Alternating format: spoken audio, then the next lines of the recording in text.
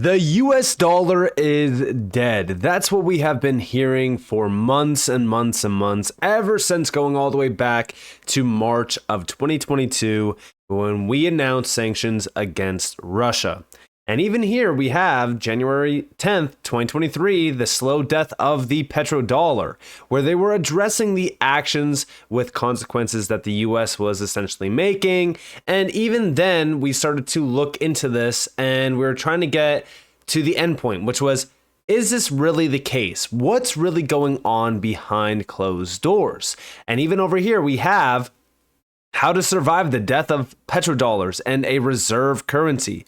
And this is more recent, right? And even over here, we have BRICS expansion could end US dollar dominance in oil trade. US financial experts warn of dangers ahead. Now, as we really look at this, okay, the thing that I focused on heavily on this channel for months and months was the plan behind all of these major, headlines and the announcements and all that kind of stuff, which we will get to here in a second. But first, I want to say welcome to the channel, everyone. For all those out there that are new, welcome in. I appreciate you guys stopping by. Hopefully by the end of this video, you are a subscriber and you like the overall content. So as we get that out of the way, as we really look at this, one thing that I have been stressing is the plan behind the action, which if we go all the way back to March of 2022, you guys do know that upon the announcement of the sanctions, guess what we got the next day? We got an executive order outlining a plan around a US CBDC. This told us everything that we need to know. We know over here that the average lifespan of world reserve currencies is 94 years. We're coming up roughly on, I think, like 101, 102 years, I believe, because at the time that this article did get put out, which I think is around 2021, I might be wrong. But basically, the overall lifespan of the US dollar at that time was about roughly 99 years, as you guys do see. So we're overdue for a new reserve currency, but is it going to be the same thing? Are we going towards, a currency that is replacing the US dollar and we're going to rely on that currency? I don't believe so. In fact, as we do know, right now, currently 98% of the central banks are preparing to launch a CBDC. And guess what we just got? We just got a huge update regarding what's happening behind these CBDCs. The petrodollar, as we know it, could be finished. And it's really kind of alluding to the idea that, hey, guess what? A CBDC could very well be closer than you think. Over here, we got a big announcement. This is less than 24 hours ago. Bank-backed DLT-based CBDC platform Project Mbridge from the BIS reaches MVP stage. Now, I went and summarized this for you guys so that I'm not wasting your guys' time. We have the BIS has announced that its multi-central bank digital currency platform, Project Mbridge, has reached the minimum viable product stage and is ready for value-added products and new use cases. Project Mbridge, initiated in 2021, aims to create a shared CBDC platform among central banks and commercial banks using DLT to facilitate instant cross-border payments and settlements. It is a collaborative effort involving the BIS Innovation Hub, the Bank of Thailand, the Central Bank of the UAE, the Digital Currency Institute of the People's Bank of China, the Hong Kong Monetary Authority, with the Saudi Central Bank recently joining as a full participant. There are also over 26 observing members. The project seeks to improve the current correspondent banking system by offering immediate, cost-effective, and universally accessible cross-border payments through a multi-CBDC arrangement. The platform, based on the new Mbridge Ledger blockchain, supports real-time peer-to-peer transactions and was tested in a 2022 pilot with real value transactions. To reach the MVP stage, the participant central banks deployed validating nodes and commercial banks conducted more transactions. A governance and legal framework, including a rulebook, has also been established. The MVP platform, compatible with the EVM, allows for testing new technology solutions and use cases. Project Mbridge is now inviting private sector firms to propose solutions and use cases to further develop the platform and demonstrate its full potential. Now, why are we focused on the petrodollar? Well, over here we have breaking news. Saudi Arabia has joined a China-dominated central bank digital currency cross-border trial. It's all coming together. The foundation is shaking. Roughly 135 countries and currency unions representing 98% of global GDP are exploring central bank digital currencies or CBDCs. Now, also over here, we have China and the UAE have recognized the crucial role of central bank digital currency in facilitating cross-border trade and investment. The future is calling. mBridge. From last year, mBridge could facilitate using China's yuan as an alternative to the dollar by enabling its digital form to settle large corporate transactions. I want you all to succeed this alt season, so I put together a full list of tools that you guys can utilize to track where the largest whales are putting their money in this space that could ultimately net you a ton of ROI. I'm also giving out 30 free crypto gems that are fully researched and even broken down into specific risk categories.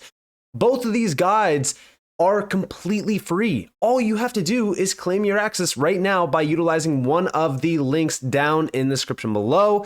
What are you guys waiting for? Make sure that you guys have access to this, especially for this alt season that is nearing. I don't believe that we are focused on, I don't think that we're focused more so on how the dollar is going to work on this. And the reason why I say that is because if we are looking at this project mBridge, okay, it's not dominated by any major player out there. Like, this is a China-dominated central bank digital currency trial. No, it's really not, right? This is actually a full-on decentralized, dominated central bank digital currency trial. 98% of the global GDP is represented by all of the players tied to this. What have I said time and time again? I've said that we are not going towards a future where we have CBDCs, where we have reserve currencies. CBDCs will replace reserve currencies. If we replace the US dollar tomorrow with the yuan, what problem is that fixing? It's not fixing anything. We're still going to have a lot of these problems that we see today. So what do we need? Well, we need a completely new system where there is no reserve currency. And once we have instant settlement, which is why we are seeing such a big focus on, cross-border payments and payments themselves, once we have instant settlement, there's no need for a reserve currency, which I've said multiple times on this channel. And that's exactly what this is building us up to. This is essentially the end of the old financial system to usher in the new. Now, over here, I put out a video, and this goes back to October, actually, of last year. And this is Haiyan Songshin from the BIS.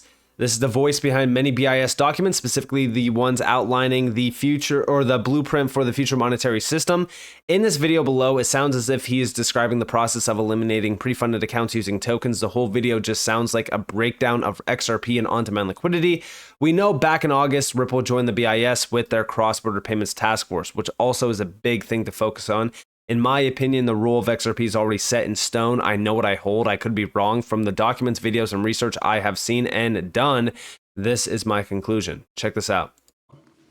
So what this type of system enables you to do is to avoid the current practice, which is to say, if I want to make a payment to a, on behalf of my client to a supplier, on another continent, what you need to do is to hold a deposit in a bank in that jurisdiction, ideally, and then just call up the bank and say, look, debit my account and credit the account of the supplier.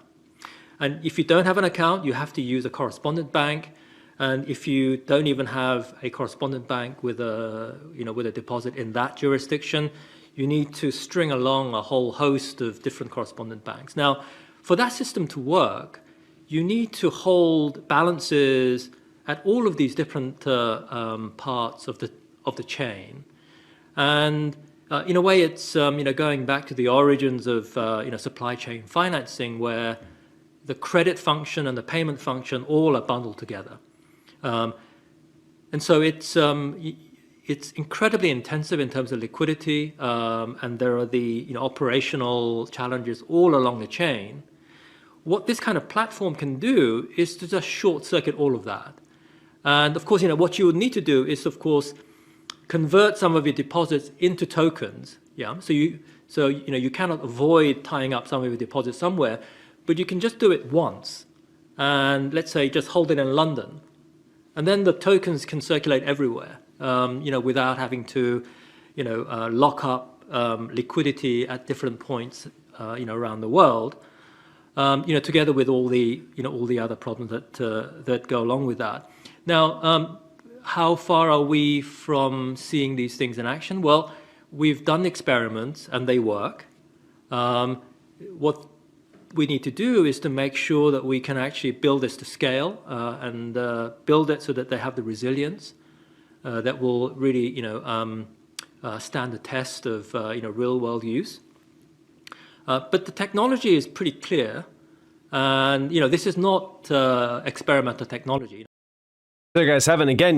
They want this to fully scale, and mBridge is the solution for all of this. They've already outlined a full-on blueprint to the future of finance. Now, also within a few of those documents, and I want to highlight the fact that yes, Ripple did join the CPMI group. This is all around cross-border payments, and this is a full-on task force by the BIS. The reason why I bring that back up is because if we go over here, we could see that the CPMI group, anticipating these challenges, the CPMI group of the BIS initiated a study to examine ways to improve XBPs, which in a CBDC ecosystem translates to methods for interlinking multiple and likely disparate CBDC systems.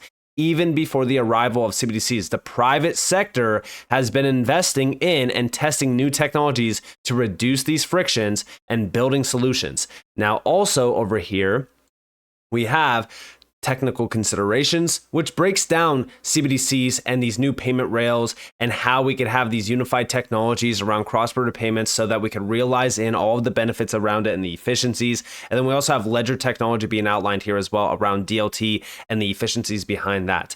They already know about this technology. They already realize the value behind this technology. It's only a matter of time. This is not a matter of if, it's a matter of when this actually comes into play. And it's already starting. We're already starting to see the big moves being made. Now, also over here in terms of Project mBridge, we have that in 2021, this project entered into phase 3 and was renamed mBridge. And if we look here, right, this is all using CBDCs built on DLT for delivering 24/7 real-time, cost-effective, and secure cross-border payments and settlements. Moving out of a simulated environment to a more real-world setting was needed for a multi-CBDC platform to become an MVP. As a result, a new fit-for-purpose private permission blockchain was developed, the mBridge Ledger, built by central banks for central banks. Now, this needs to be able to connect. How can we connect this? Well, we're going to get to that here in a second. Now, also over here, we have a few things around post-pilot commercial banks feedback. We have suggestions for improvement included. Of course, interoperability with domestic systems and API connectivity to enable end-to-end execution and straight-through processing. Interoperability through APIs. Over here, we have Project mBridge, the full platform. An API model was the access layer. This layer also supports an API modular, and this is against which participants can directly integrate with their core banking payment systems. Lastly, a gateway model or modular provides request authentication controls and load balancing. And then you also have the application layer, which is all connecting through API plug and play. This is also where RippleNet or Ripple Payments, if you will, comes into play, where XRP can be tapped in. Now, also over here, we have the blockchain layer, which is the API. This is all through the blockchain API interface. Again, this is the full breakdown of the access layer, the application layer, where you can have like wallet management, transaction engines, compliance management, all that. I mean, this is literally the full breakdown of the layers to the financial system as we know it. And over here, I recently talked about this as well. You have Quant and QNT. Focus on the names that are mentioned by the BIS or the names working with the BIS. Quant, Ripple, these are two that we know of right now working with the BIS. But I said, all right, so this just got a little crazier. I found this article mentioning that the BIS is utilizing the CPMI They will work on harmonization of API protocols to contribute to the G20 Cross-Border Payments Task Force or program. We know just recently that Quant and Q&T collaborated with the BIS and the Bank of England on API use cases for retail CBDCs, right? The CPMI has major connections to Ripple, and we know efficient cross-border payments is their focus using XRP. We also know that Quant and Ripple are both experimenting with the Digital Pound Foundation and exploring the benefits of a digital pound. They both have worked with / collaborated with the Bank of England. The G20 confirmed we will have the global crypto regulations by 2025. It's all aligning perfectly for utility to take over and for the world to integrate blockchain and DLT. And 100%, this is actually happening. Like, I want you guys to understand what's really going on here. And even in terms of that CPMI group, this is all through an API protocol committee for cross-border payments. You can't make this stuff up. So when everyone's saying like, oh, you know, Project Enbridge means nothing for XRP and it means nothing for Ripple, guess what? The use of APIs for central bank digital currencies is the focus of this group. Why would Ripple join a group where XRP gets completely cut out when their entire payments, use case still uses XRP heavily? Yeah, could it use, stablecoins and stuff? 100%. But XRP, there's nothing like it in terms of the overall use case. Also, in terms of a stablecoin, that's still going to be issued by a private company like Ripple. They don't want that. Like, when we really look at the big picture here, if we're talking about, CBDCs, if we're talking about the global financial system, nobody wants to use a stablecoin that is issued out by a private company. They want that middle bridge. They want that bridge currency to be completely decentralized. That's where XRP really is a big winner, is the fact that it's fully decentralized. Now, beyond this, right, we also have Ripple is among the members of the CPMI group by the BIS. They're working alongside MasterCard and SWIFT in fulfilling the goal to enhance cross-border payments. So here we also have confirmation that Ripple is working with SWIFT, the largest network out there around major banks.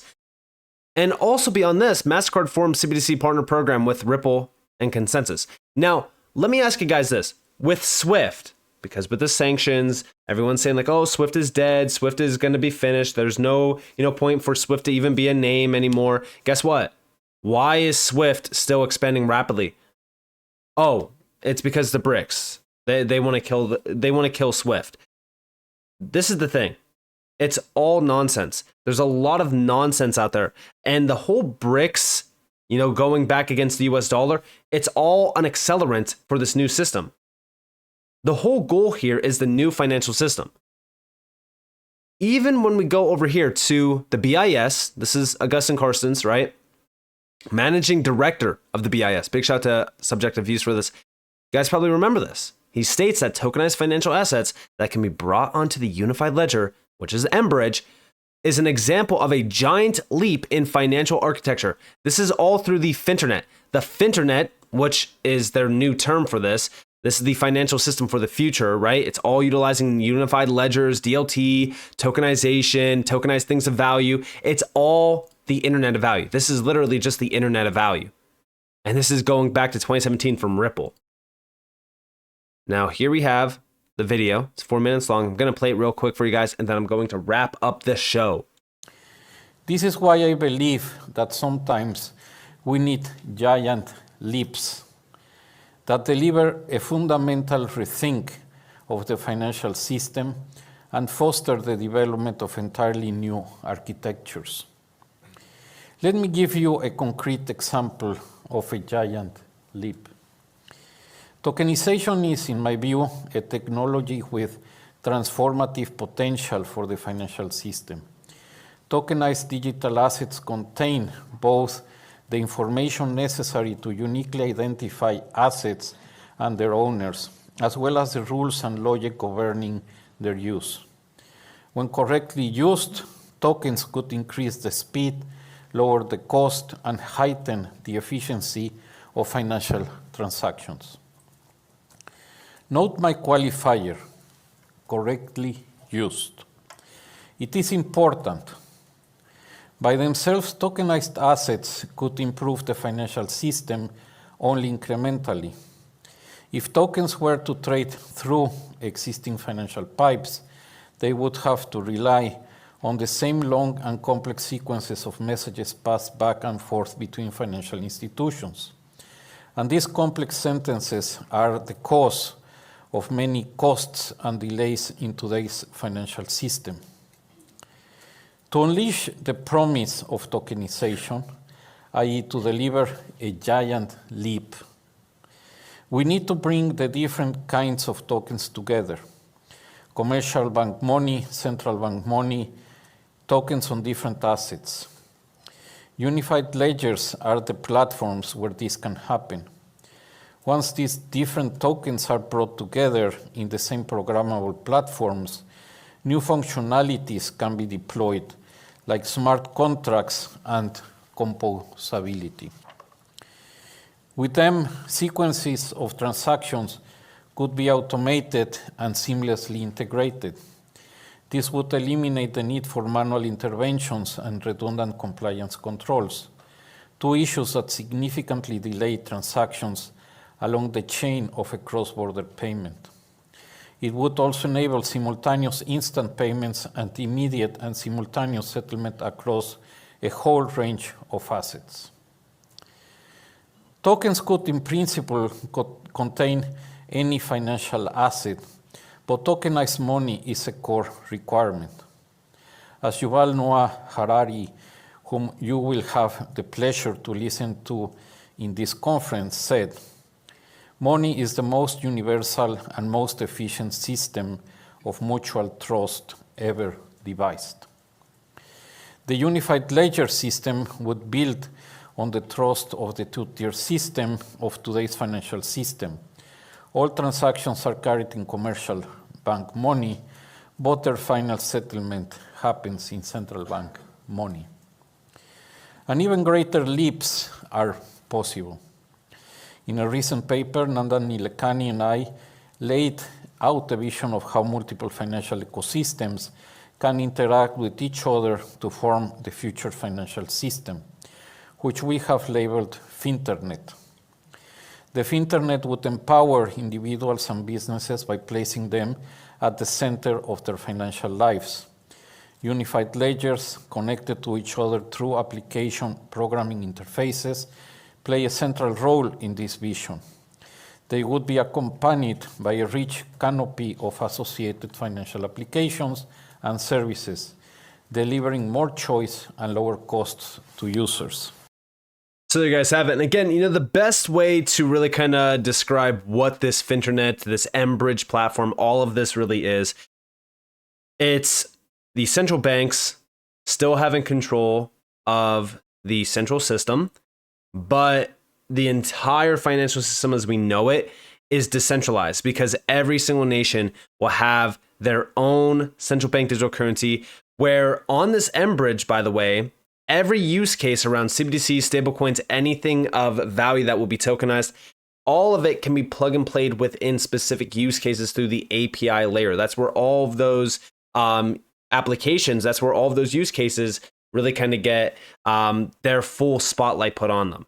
That's where anything can have its own specific use case. That's why when I go back to this image where we have this access layer, the application layer, the data layer, the blockchain layer, the basic service layer, like this is all breaking down, smart contracts, the wallets, transactions, you name it, like everything that you can think of around this space and even the traditional system is all serviced through this entire platform layer on the mBridge. So this could very well be the beginning of what we have been anticipating, which is the new financial system. It seems like this is the new financial system being rolled out in stages. This is just an MVP, but I do believe that from here on out, this is going to be pretty quick in terms of the technological advancement around this mBridge with new technologies, even with AI and blockchain.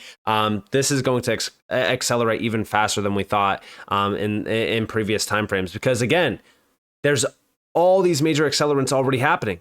Bank failures, there's banks that are now at a point of insolvency. Outside of that, you still have the BRICS, putting pressure on. It's every single mainstream media headline is, oh, the BRICS this, BRICS that. The US dollar is at risk. It's all pertaining to the accelerant behind the move towards a new financial system where reserve currencies, in my opinion, just will not exist. We'll have a reserve currency for every single nation, but that's their reserve currency. That's what they are dependent upon. But it's not going to be a reserve currency like we have today. It's going to be a fully decentralized financial system where every nation has their own currency and they are held accountable for their own actions with that currency. Let me know what you guys think down in the comments below, though. I'd love to hear your thoughts. If you guys did enjoy the video, definitely leave a like, subscribe, turn notifications on because more free content. You guys are more than welcome to follow me on Twitter and join the free Discord down in the description below. And with that being said, guys, it's been Nick. Thanks for watching. Peace out.